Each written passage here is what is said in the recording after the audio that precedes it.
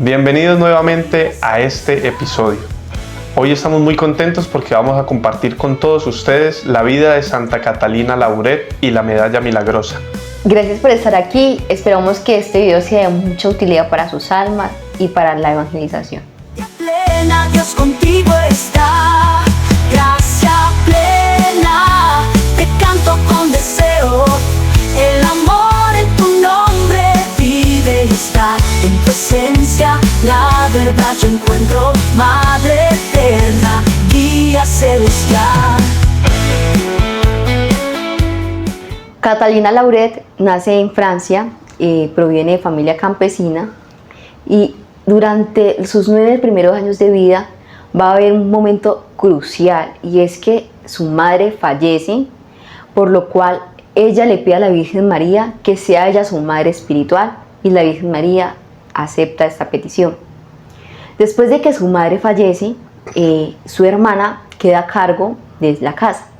Pero su hermana siente un llamado a la vida religiosa y decide irse. Debido a ese suceso, Catalina queda a cargo de la casa, por lo cual ella no aprende ni a leer ni a escribir. A la edad de 14 años, ella siente ese llamado a la vida religiosa, siguiendo los pasos de su hermana, pero su padre le dice que no, se opone a este deseo, porque él manifiesta esa necesidad de contar con el apoyo de Catalina.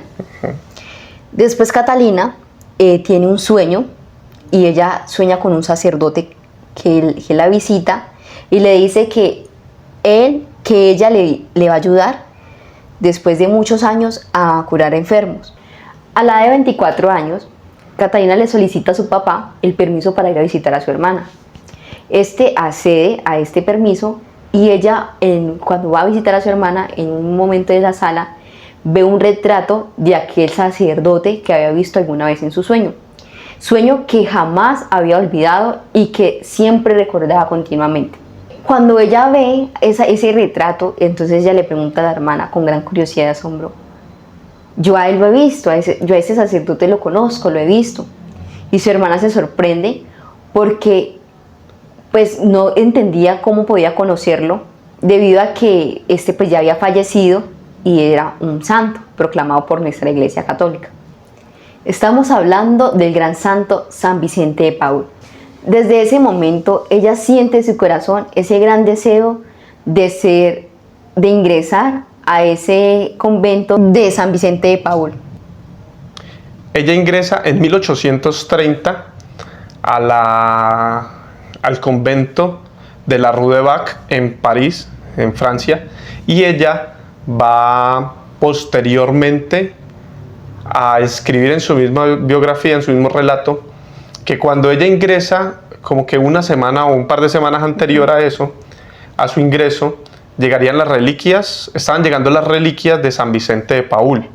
Y a ella eso la emocionó muchísimo porque justo llegaban las reliquias del santo fundador y posteriormente después llegaba ella a ser parte de la comunidad de las hijas de la caridad. Cuando Catalina ingresa, siendo pues evidentemente una novicia, tiempo después, porque ella ingresa en abril y ya en julio va a conocer que se va a realizar una fiesta de San Vicente de Paúl, y la Madre Superiora decide que para la preparación de aquella fiesta que se iba a vivir el 19 de julio de 1830 en honor a San Vicente de Paúl, las preparó a todas sus muchachas, pues a todas estas mujeres que están ahí en el convento, a todas las novicias y religiosas ya, en una vigilia. Entonces, en esas vísperas a esa fiesta, ella les habló de la vida de los santos, le habló de la vida de su fundador y también les habló del amor maternal de la Virgen María. Fue tanta la emoción y tanto el ardor en el corazón de Catalina que ella terminó deseosa de poder ver a la Virgen María. Al final de esa noche, de esas charlas que decidió darle la superior, le regaló una reliquia de un pedacito de tela del hábito de San Vicente de Paúl. Cuando ellas se van a dormir, todas las religiosas se van a dormir, Catalina sentía en su corazón el deseo vivo de querer ver a la Virgen María. Y resulta de que ella, el pedacito de tela que le habían regalado, con mucha fe, se lo tragó. Ella misma lo cuenta que ella se tragó la reliquia que le dieron, pidiéndole a San Vicente de Paúl que intercediera por ella para que ella pudiera ver la Virgen María. Eso fue la noche del 18 de julio anterior a la fiesta que se iba a celebrar en honor a San Vicente de Paúl. Bueno, pues ¿qué sucedió? Que ella se tragó la reliquia y supuestamente se había acostado a dormir, pero no podía conciliar el sueño, le había acostado. Y ella cuando se acostó, eran tarde de la noche, casi la medianoche, cuando escuchó que la llamaron 3 veces. Catalina, Catalina, Catalina. Y ella se levantó y se fue a ver, y resulta que se le había aparecido su ángel de la guarda en forma de niño, y le dijo, levántate y anda a la capilla que la Virgen te espera. Entonces ella en su cabecita pensó, pero ya es tarde, eran las 11:30 de la noche, ella lo cuenta, ella lo dice, todas están durmiendo, las voy a despertar. El ángel de la guarda le dice, tranquila, vaya, yo voy contigo. Y ella se fue. Cuenta que a medida que ella iba avanzando, las luces se iban apareciendo resplandores fuertísimos.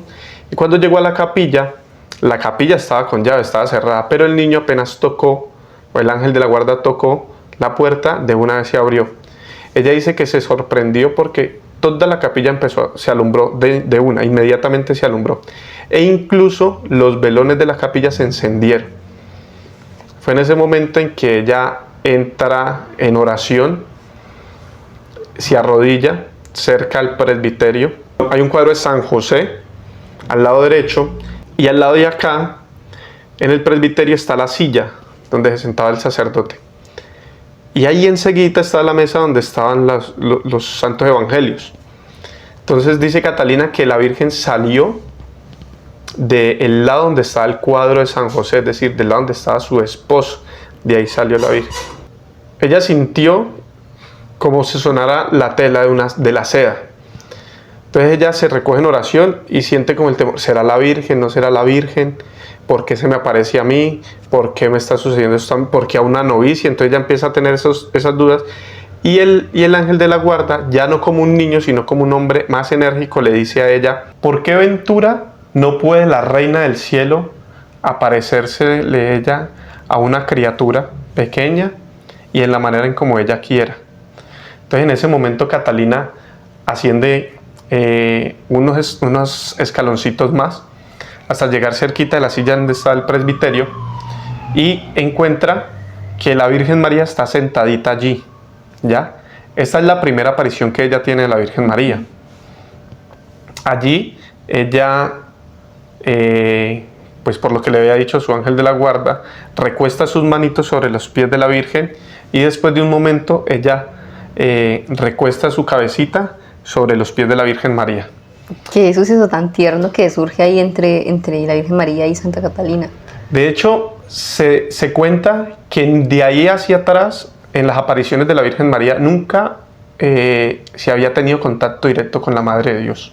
Sí, y es que a partir de ese momento se marcaría el inicio de lo que esa cercanía, ¿cierto? Esa cercanía que tiene nuestra Madre del Cielo con nosotros. Exacto. De ahí en adelante empezarían a surgir muchas cosas que lo vamos a contar apenas vayamos avanzando. En ese momento la Virgen María le manifiesta a Catalina que va a tener una misión muy importante por parte de Dios y que el Señor le daría la gracia para que ella fuera fiel a esto que el Señor la estaba llamando. Cuenta también que va a tener muchas persecuciones, muchos problemas, pero que el Señor va a estar ahí fiel con ella y le dará la gracia para vencer.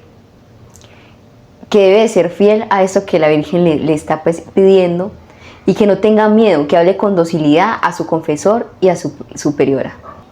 Pero también le dijo, verás grandes cosas, tendrás grandes inspiraciones a través de la oración, pues vendrán grandes desgracias para Francia. El mundo entero pasará grandes calamidades y grandes problemas. La Virgen María se puso muy triste y con lágrimas en sus ojos. Luego le dijo, después de comulgar, pasa al altar y así obtendrás grandes gracias. Todo esto que ella había escuchado de la Virgen María la había dejado como su alma cuestionada, ¿cierto? Ujú. Y se preguntaba mucho por qué sucedía todo esto. Sí, y no iba a pasar mucho tiempo porque ese mismo año, en 1830, pero ya un 27 de noviembre, que es cuando... A vísperas de Adviento, ¿no? sí, estaban en vísperas de Adviento cuando la Virgen María nuevamente se le aparece a ella. Ella normalmente estaba en la capilla orando. En una de esas veces que estaba orando en la capilla, siente ese mismo sonido de aquella tela que había escuchado anteriormente. Sí, la tela de seda. La tela de seda. Y ella sabe en su corazón que es la Virgen María. Pero la Virgen María ya no se le aparece sentada. Esta ocasión se le aparece la Virgen María vestida muy hermosa, con un velo, una tela, un velo blanco que la cubría totalmente. Tenía sus bracitos a la altura del corazón. Y Santa Catalina, en medio de su oración, pues tiene, digamos, esa conversación con ella. Cuando ella la ve, dice ella en el mismo texto que ella expresa, dice: no puedo explicar tanta belleza. Ahí se va a dar de cuenta de esa misión que tú dices. ¿Cuál sería esa misión? Pero ¿por qué ella me ha dicho esto? Ya se están cumpliendo ciertas cosas de lo que la Virgen María le había dicho y ella le va a hacer explícita esa misión. Ella se le va a aparecer así, se va a dejar ver así mejor. Está posada sobre un globo blanco. De sus manos, los deditos tenían unos anillos de piedras hermosísimas, preciosas, piedras preciosas, y de ahí salían los rayos de los que conocemos mucho en la medalla milagrosa. Rayos que también cuestionan, pues, como Catalina, como qué son esos rayos, ¿cierto? Y ella le pregunta. Es lo que lleva a preguntarle a la Virgen qué es eso que sale de ahí. Para ella eran rayos, y la Virgen María se lo va a explicar. Ella le pregunta: ¿por qué hay rayos más grandes que otros? Y la Virgen María le va a contestar: estos rayos grandes es de todas las gracias que me piden. Hay personas que me piden muchas gracias y todas esas gracias llegan. Esos rayos pequeños, medianos, son de los que piden poco. Los otros son de los que a veces piden. Y hay rayos que no llegan porque hay personas que nunca piden. O sea, nunca me nombran, nunca me tienen en cuenta y nunca llegan los rayos. Esos rayos se pierden, ¿ya? Es de ahí donde conocemos, pues, que se dice: muchos rayos se pierden porque no hay quien reciba todas esas gracias. Y estaba pisando, sus pies estaban pisando una serpiente, que ella originalmente la describe como una serpiente verdosa como con tintas amarillas. Luego ella le va a hacer una encomienda especial a Santa Catalina, ¿no? Y es que en ese momento la Virgen María le va a decir: esto que estás viendo vas a reflejarlo en una medalla. Sí, tenía que acuñar una medalla. Y esa era la misión que ella tendría. Y de hecho ella describe que en el proceso que ella está mirando, como que si se girara y podía ver la parte de atrás de la medalla. De esa medalla que le está pidiendo. Se gira y aparece como en forma de óvalo los Sagrados Corazones de Jesús y de María y 12 estrellas, que ella le refiere que las 12 estrellas hacen como referencia a los 12 apóstoles. También está la cruz, la M, y que están unidas. Esa cruz y esa M que están unidas, entrelazadas con esta barrita que nosotros vemos en la medalla en la parte de atrás, es una letra.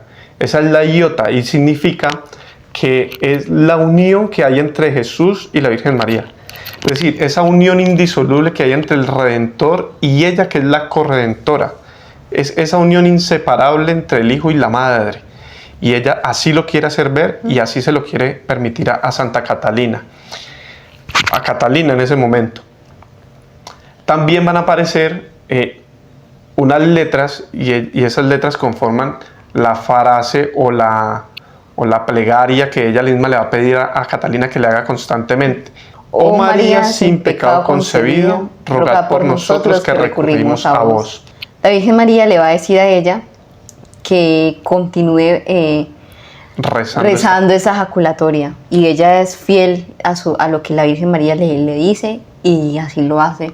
constantemente todos los días. todos los días de su vida. Y es la primera vez que la Virgen María va a salir en una medalla. Y también va a ser la primera vez que van a salir los Sagrados Corazones de Jesús y de María, también pues en una medalla juntos como tal. Catalina obedientemente va de su confesor y le confiesa pues todo lo que ella había visto, todo sobre la medalla tal cual como la había visto. De acuerdo pues a lo que la Virgen María le había prometido y que su confesor le iba a apoyar, en esta vez pues continúa haciéndolo y él la anima a que dibuje lo que ella había visto, la medalla. Entonces ya procede pues a dibujarlo tal cual como lo había visto y este le dice que se requiere enviar esto a aprobación al arzobispo para que él compruebe pues si esto autorice si esto se puede llevar a cabo. Bueno, el confesor va, ¿cierto? De acuerdo a lo que le había dicho a Catalina, y va y le presenta el dibujo al arzobispo, pero él le genera como cierta duda. Sí, y pasa algo muy curioso y es que, por ejemplo, Catalina va a describir ese primer acontecimiento de esa aparición de la Virgen María con ella. Ella escribe lo mismo que San Juan Diego cuando se le apareció en México la Virgen. Allí he pasado los años más dulces de mi vida. Esos años especiales que también viviría Catalina, pues en este momento digamos que pasaría algo muy similar. Y es que el arzobispo, quien tampoco de la época como que no creía del todo, así como la Virgen ofreció un signo al obispo en ese tiempo de San Juan Diego, la Virgen iba a preparar un signo para que este arzobispo, el Cuellen, creyera también. Y lo aceptara, ¿no? Y pudiera aceptar y se pudiera iniciar la difusión de la medalla. Bueno, pues resulta que estamos viviendo ya lo que la Virgen María había profetizado. Para Francia, ¿no? Para Francia. Recuerden que acabamos de salir de la Revolución Francesa y estamos ahorita en tiempos fuertes que está viviendo Francia. Incluso hay secuelas de lo que Napoleón hizo en contra de la iglesia. Y una de esas secuelas es que un sacerdote había sido nombrado obispo, pero por Napoleón, no por autorización del Papa. Y él aceptó el cargo. Él dijo, no, yo quiero ser obispo, y aceptó según la autorización de Napoleón. Es decir, que era casi un apóstata, iba en contra de la fe. El arzobispo Cuellen quería siempre encontrar la manera de dialogar con este, entre comillas, obispo, para que se retractara y pudiera vivir nuevamente su fe. Pero este obispo nunca le dio el espacio para que pudieran hablar. Pues resulta de que entre tantos intentos, como ya tenía el dibujo de Catalina, y el arzobispo guardó la medalla y fue y le dijo al obispo aquel que tuviera una conversación. Cosa curiosa que él acepta muy amorosamente, muy amablemente, recibe al arzobispo y hablan, y después de que le presenta la medalla, el obispo cae de rodillas, se confiesa, pide perdón por haber hecho lo que había hecho, por haber ido en contra de la iglesia, y termina al otro día proclamando nuevamente su fe y públicamente. Cosa curiosa. Un día después sucedería ese signo que Dios le iba a permitir y que la Virgen María le iba a permitir a aquel arzobispo, y era ver el poder de aquella medalla. Y es que al otro día, después del obispo haberse retractado y haberse confesado, murió en los brazos del arzobispo, y ahí él creyó en el poder de aquella medalla. Inmediatamente autorizó que se mandaran a hacer 80.000 medallas y se repartieran por toda Francia. Qué lindo esta parte donde vemos que cuando es petición de Dios, cuando es la voluntad de Dios, Él siempre va a colocar los medios y los caminos para que esto se dé, ¿no? Para que al final siempre triunfe su voluntad. Una semana después de que ya se hayan mandado a hacer esas medallas, se habían repartido. Se habían repartido como tal, pasó un suceso muy importante en Francia, y es que llegó una pandemia, que es lo que conocemos históricamente como la cólera. La cólera, correcto. Entonces, algo muy curioso y muy diosidencial, y es que mueren muchísimas personas, pero las personas, digamos, que quedan, ¿cierto? Que no son afectadas por esta pandemia, por esta cólera, son aquellas personas que portaban la medalla. Y luego hay otro suceso en el que, bueno, las hermanas se dan de cuenta de que hay son muchos los signos que empiezan a aparecer de ahí en adelante, a partir de la medalla, de la difusión de la medalla. Un soldado que estaba condenado a muerte, que era un blasfemo, un apóstata, las hermanas se dan de cuenta que está condenado a muerte y ellas deciden ir a buscarlo hasta el lugar donde está y le dicen, bueno, igual usted ya va a morir, ya qué más le da, póngase esta medalla. Y entonces él la recibió como resignado, pero una vez se la colgó en el cuello, cayó de rodillas, pidió perdón por todas las blasfemias que había dicho, y lo que llamó la atención es que dijo, me duele mucho haber amado tan tarde. Es impresionante lo que empezó a suceder de ahí en adelante con la medalla milagrosa. También hubo otro suceso donde una mujer estaba dando a luz, Sí. que estaba muy afectada, que era estaban pasando pues problemas para su parto, y a ella también las hermanas le dan la medalla y gracias a Dios ella y su niño salen salvos y salen muy bien de ese parto. Gracias a la medalla milagrosa, correcto. Bueno, la medalla milagrosa no, de hecho, eso no se llamaba medalla milagrosa, ¿no? Sino que pues se colocó así, debido a tantos milagros que iban surgiendo a medida que iban conociendo sobre esta medalla. Y se iban cumpliendo también muchos acontecimientos de los cuales la Virgen había nombrado. Para el año de 1836 se tenía 15 millones de medallas que se habían difundido. Y algo muy importante es que esta medalla no se llamaba la medalla milagrosa, sino medalla de la Inmaculada Concepción, sino que debido a tantos milagros que fueron surgiendo cuando se portaba esta medalla, es que le colocaron la medalla milagrosa, o se conoce como la medalla milagrosa. Y hasta el día de hoy todavía se le sigue conociendo como la medalla milagrosa. Pues resulta de que estamos hablando de que esto sucedió en 1836, 6 años después de esa aparición de la Virgen María y esa petición. Pero hay algo muy curioso, y es que en 1842 va a aparecer un libro que estaba perdido durante mucho tiempo, y que sería, digamos, un soporte, un baluarte incluso, para reafirmar esto que se está viviendo especialmente en Francia. Y es la aparición del libro que había dejado San Luis María Grignion de Montfort. Y es como el libro que conocemos como el Tratado de la Verdadera Devoción. Exacto, este libro que estuvo perdido por cosas de Dios, un misterio, que de hecho fue muy atacado cuando se encuentra, se dice que estaba... El libro original estaba desgarrado.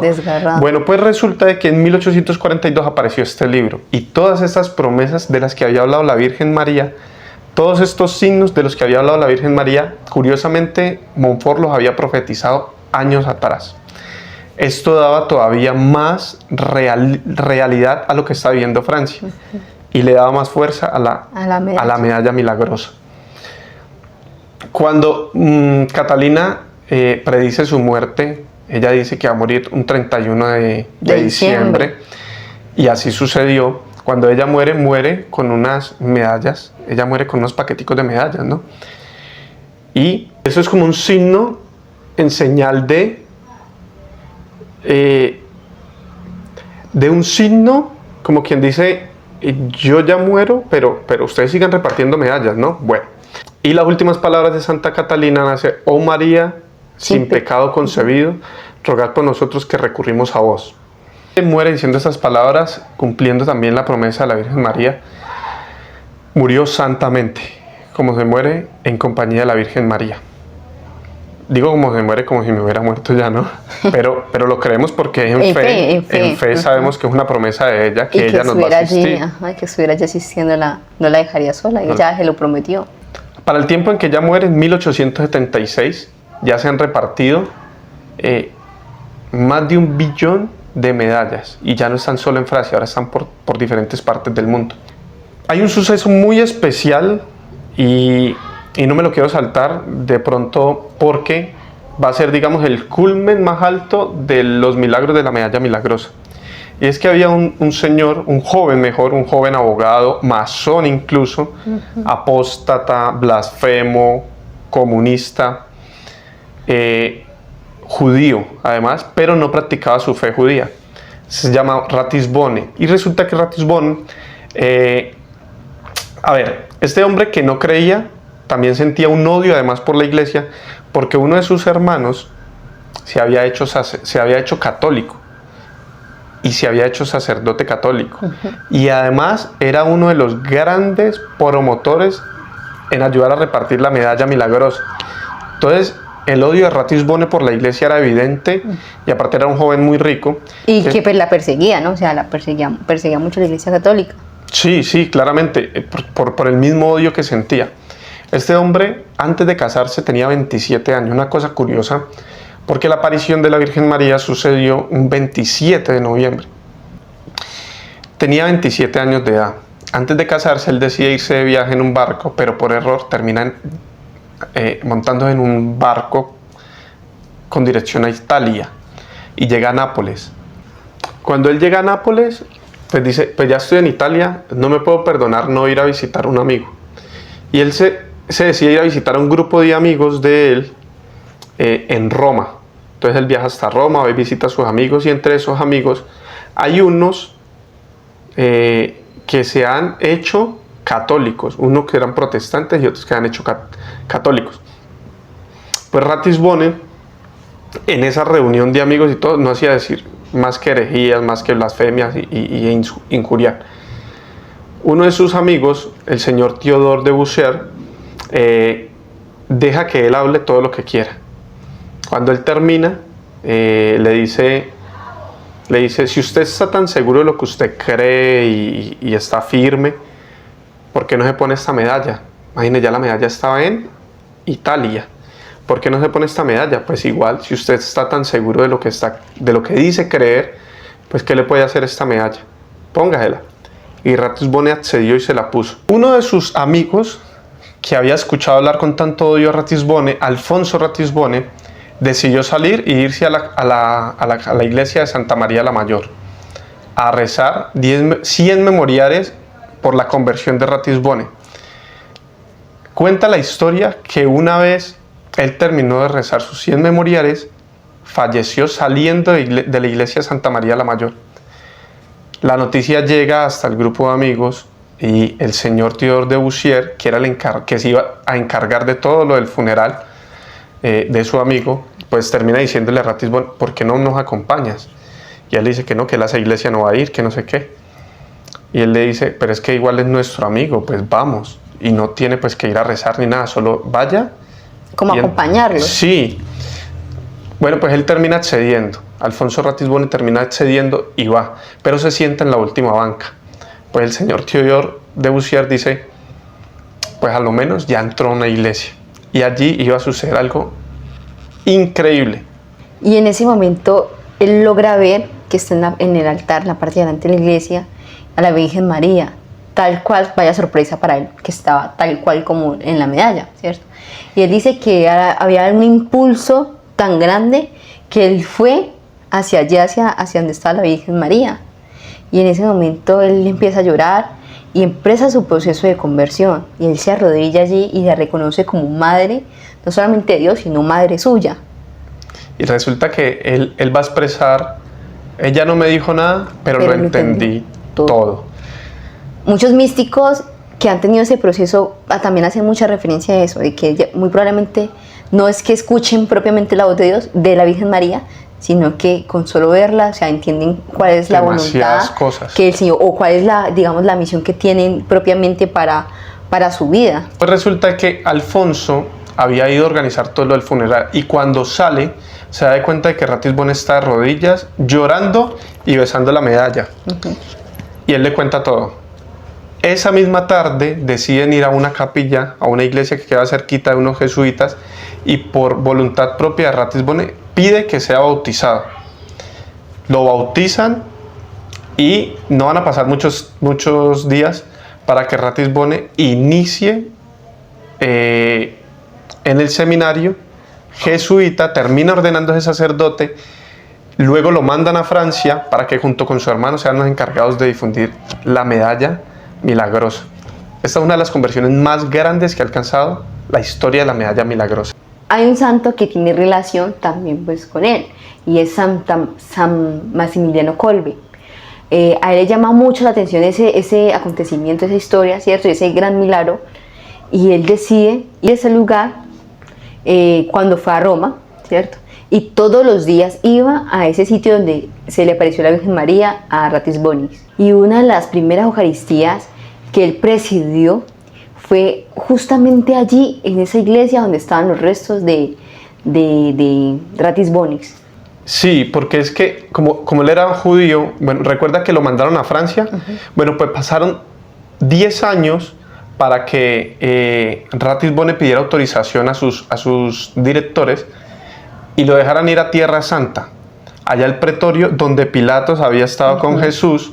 Ahí cerquita, en la Visitación, estaba la capilla donde Ratisbonne iba a morir, y allí están los restos de Ratisbonne. Pues sí, San Maximiliano María Kolbe, la primera Eucaristía que ofició fue curiosamente allí.